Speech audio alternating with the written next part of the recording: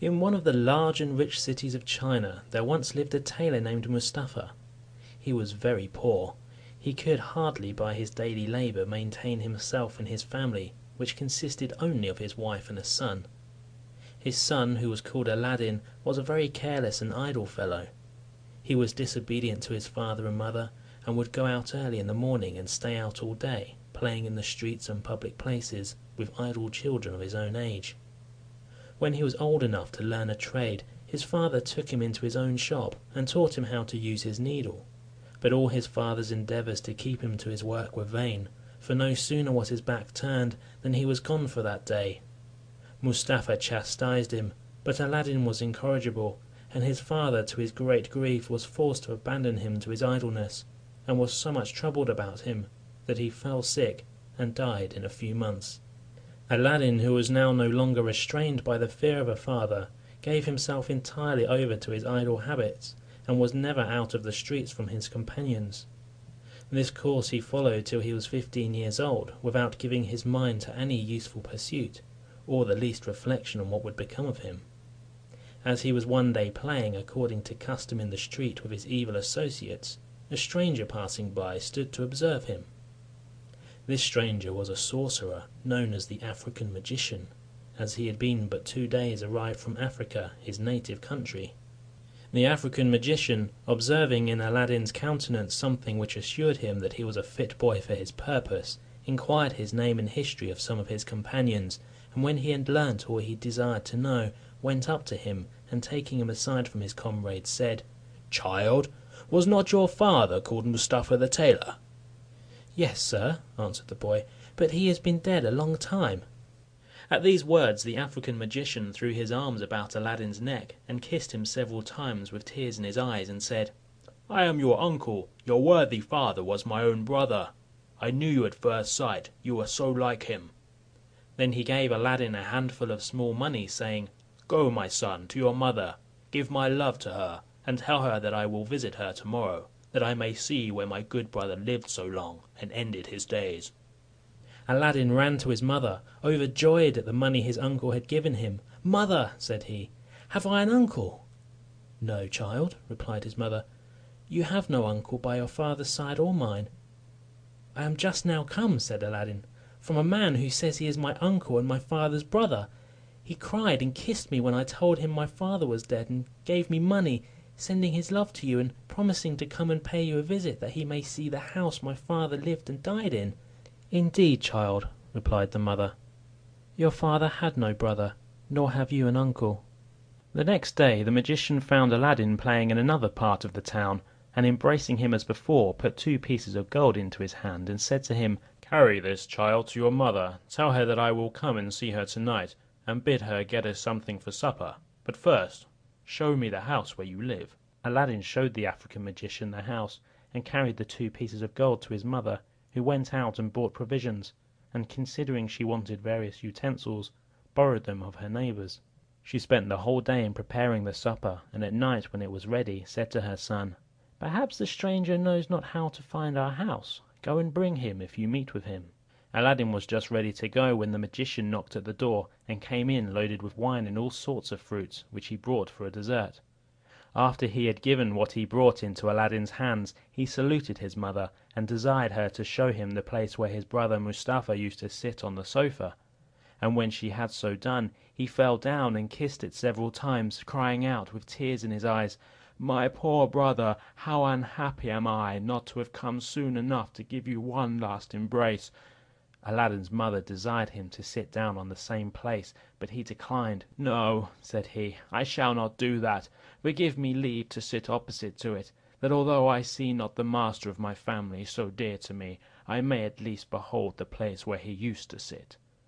When the magician had made choice of a place and sat down, he began to enter into discourse with Aladdin's mother.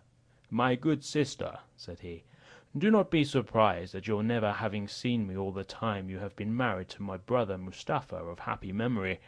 I have been 40 years absent from this country, which is my native place as well as my late brother's, and during that time have travelled into the Indies, Persia, Arabia, Syria, and Egypt, and afterward crossed over into Africa, where I took up my abode. At last, as it is natural for a man, I was desirous to see my native country again, and to embrace my dear brother. And finding I had strength enough to undertake so long a journey, I made the necessary preparations and set out. Nothing ever afflicted me so much as hearing of my brother's death, but God be praised for all things. It is a comfort for me to find, as it were, my brother in a son who has his most remarkable features." The African magician perceived that the widow wept at the remembrance of her husband, changed the conversation, and turning toward her son, asked him, "What business do you follow? Are you of any trade?" At this question the youth hung down his head, and was not a little abashed when his mother answered, "Aladdin is an idle fellow. His father, when alive, strove all he could to teach him his trade, but could not succeed, and since his death, notwithstanding all I can say to him, he does nothing but idle away his time in the streets, as you saw him, without considering he is no longer a child. And if you do not make him ashamed of it, I despair of his ever coming to any good. For my part, I am resolved, one of these days, to turn him out of doors, and let him provide for himself." After these words, Aladdin's mother burst into tears, and the magician said, "This is not well, nephew. You must think of helping yourself and getting your livelihood. There are many sorts of trades. Perhaps you do not like your father's and would prefer another. I will endeavour to help you. If you have no mind to learn any handicraft, I will take a shop for you, furnish it with all sorts of fine stuffs and linens, and then with the money you make of them you can lay in fresh goods, and live in an honourable way. Tell me freely what you think of my proposal. You shall always find me ready to keep my word." This plan just suited Aladdin, who hated work. He told the magician he had a greater inclination to that business than any other, and that he should be much obliged to him for his kindness. "Well then," said the African magician, "I will carry you with me tomorrow, clothe you as handsomely as the best merchants in the city, and afterward we will open a shop as I mentioned." The widow, after his promises of kindness to her son, no longer doubted that the magician was her husband's brother. She thanked him for his good intentions, and after having exhorted Aladdin to render himself worthy of his uncle's favour, served up supper, at which they talked of several indifferent matters, and then the magician took his leave and retired. He came again the next day as he had promised, and took Aladdin with him to a merchant who sold all sorts of clothes for different ages and ranks ready-made, and a variety of fine stuffs, and bade Aladdin choose those he preferred, which he paid for. When Aladdin found himself so handsomely equipped, he returned his uncle thanks, who thus addressed him, "As you are soon to be a merchant, it is proper you should frequent these shops and be acquainted with them." He then showed him the largest and finest mosques, carried him to the khans or inns where the merchants and travellers lodged, and afterward to the Sultan's palace, where he had free access, and at last brought him to his own khan, where, meeting with some merchants he had become acquainted with since his arrival, he gave them a treat, to bring them and his pretended nephew acquainted. This entertainment lasted till night. When Aladdin would have taken leave of his uncle to go home, the magician would not let him go by himself, but conducted him to his mother, who, as soon as she saw him so well dressed, was transported with joy, and bestowed 1,000 blessings upon the magician. Early the next morning the magician called again for Aladdin, and said he would take him to spend that day in the country, and on the next he would purchase the shop. He then led him out of one of the gates of the city to some magnificent palaces, to each of which belonged beautiful gardens, into which anybody might enter. At every building he came to he asked Aladdin if he did not think it fine, and the youth was ready to answer when anyone presented itself, crying out, "Here is a finer house, uncle, than any we have yet seen." By this artifice the cunning magician led Aladdin some way into the country, and as he meant to carry him farther to execute his design, he took an opportunity to sit down in one of the gardens on the brink of a fountain of clear water, which discharged itself by a lion's mouth of bronze into a basin. Pretending to be tired, "Come, nephew," said he, "you must be weary as well as I. Let us rest ourselves, and we shall be better able to pursue our walk." The magician next pulled from his girdle a handkerchief with cakes and fruit, and during this short repast he exhorted his nephew to leave off bad company, and to seek that of wise and prudent men to improve by their conversation. "For," said he, You will soon be at man's estate, and you cannot too early begin to imitate their example." When they had eaten as much as they liked, they got up and pursued their walk through gardens, separated from one another only by small ditches, which marked out the limits without interrupting the communication, so great was the confidence the inhabitants reposed in each other. By this means the African magician drew Aladdin insensibly beyond the gardens, and crossed the country till they nearly reached the mountains. At last they arrived between two mountains of moderate height and equal size, divided by a narrow valley, which was the place where the magician intended to execute the design that had brought him from Africa to China. "We will go no farther now," said he to Aladdin. "I will show you here some extraordinary things, which when you have seen, you will thank me for, but while I strike a light, gather up all the loose dry sticks you can see to kindle a fire with." Aladdin found so many dried sticks that he soon collected a great heap. The magician presently set them on fire, and when they were in a blaze, threw in some incense, pronouncing several magic words, which Aladdin did not understand. He had scarcely done so when the earth opened just before the magician, and discovered a stone with a brass ring fixed in it. Aladdin was so frightened that he would have run away, but the magician caught hold of him and gave him such a box on the ear that he knocked him down. Aladdin got up trembling, and with tears in his eyes said to the magician, "What have I done, uncle, to be treated in this severe manner?" "I am your uncle," answered the magician. "I supply the place of your father, and you ought to make no reply. But, child," added he, softening, "do not be afraid, for I shall not ask anything of you, but that you obey me punctually, if you would reap the advantages which I intend you. Know then that under this stone there is hidden a treasure, destined to be yours, and which will make you richer than the greatest monarch in the world. No person but yourself is permitted to lift this stone, or enter the cave, so you must punctually execute what I may command, for it is a matter of great consequence, both to you and me." Aladdin, amazed at all he saw and heard, forgot what was past, and rising said, "Well, uncle, what is to be done? Command me, I am ready to obey." "I am overjoyed, child," said the African magician, embracing him. "Take hold of this ring and lift up that stone." "Indeed, uncle," replied Aladdin, "I am not strong enough. You must help me." "You have no occasion for my assistance," answered the magician. "If I help you, we shall be able to do nothing. Take hold of the ring and lift it up, and you will find it will come easily." Aladdin did as the magician bade him, raised the stone with ease, and laid it on one side.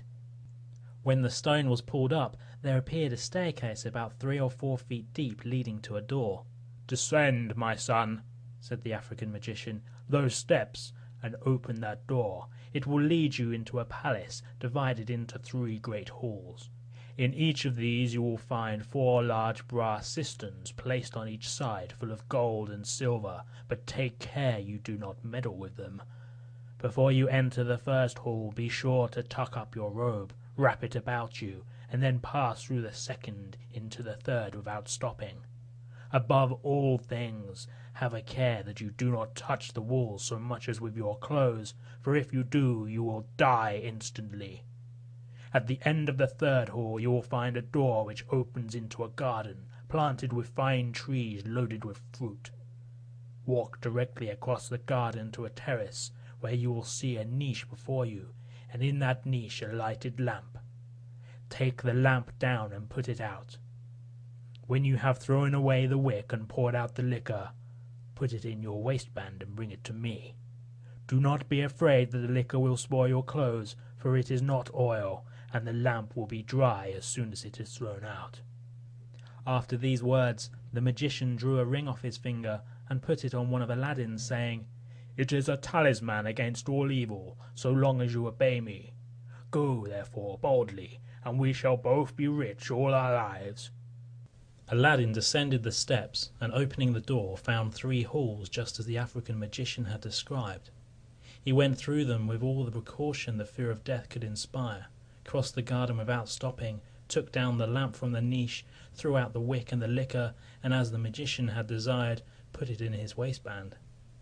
But as he came down from the terrace, seeing it was perfectly dry, he stopped in the garden to observe the trees, which were loaded with extraordinary fruit of different colours on each tree.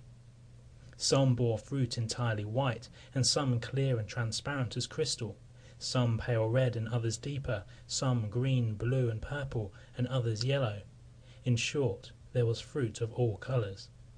The white were pearls, the clear and transparent diamonds, the deep red rubies, the paler balas rubies, the green emeralds, the blue turquoises, the purple amethysts, and the yellow sapphires. Aladdin, ignorant of their value, would have preferred figs or grapes or pomegranates, but as he had his uncle's permission, he resolved to gather some of every sort. Having filled the 2 new purses his uncle had bought for him with his clothes, he wrapped some up in the skirts of his vest, and crammed his bosom as full as it could hold. Aladdin, having thus loaded himself with riches of which he knew not the value, returned through the 3 halls with the utmost precaution, and soon arrived at the mouth of the cave, where the African magician awaited him with the utmost impatience. As soon as Aladdin saw him, he cried out, "Pray, uncle, lend me your hand to help me out." "Give me the lamp first," replied the magician. "It will be troublesome to you." "Indeed, uncle," answered Aladdin, "I cannot now, but I will as soon as I am up." The African magician was determined that he would have the lamp before he would help him up, and Aladdin, who had encumbered himself so much with his fruit that he could not well get at it, refused to give it to him till he was out of the cave. The African magician, provoked at this obstinate refusal, flew into a passion, threw a little of his incense into the fire, and pronounced 2 magical words, when the stone which had closed the mouth of the staircase moved into its place, with the earth over it in the same manner as it lay at the arrival of the magician and Aladdin.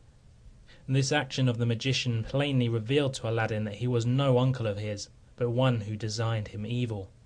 The truth was that he had learnt from his magic books the secret and the value of this wonderful lamp, the owner of which would be made richer than any earthly ruler, and hence his journey to China. His art had also told him that he was not permitted to take it himself, but must receive it as a voluntary gift from the hands of another person. Hence he employed young Aladdin, and hoped by a mixture of kindness and authority to make him obedient to his word and will. When he found that his attempt had failed, he set out to return to Africa, but avoided the town, lest any person who had seen him leave in company with Aladdin should make inquiries after the youth. Aladdin, being suddenly enveloped in darkness, cried and called out to his uncle to tell him he was ready to give him the lamp, but in vain, since his cries could not be heard. He descended to the bottom of the steps with a design to get into the palace, but the door, which was opened before by enchantment, was now shut by the same means. He then redoubled his cries and tears, sat down on the steps without any hopes of ever seeing light again, and in an expectation of passing from the present darkness to a speedy death. In this great emergency he said, "There is no strength or power but in the great and high God." And in joining his hands to pray, he rubbed the ring which the magician had put on his finger. Immediately a genie of frightful aspect appeared, and said, "What wouldest thou have? I am ready to obey thee. I serve him who possesses the ring on thy finger, I and the other slaves of that ring."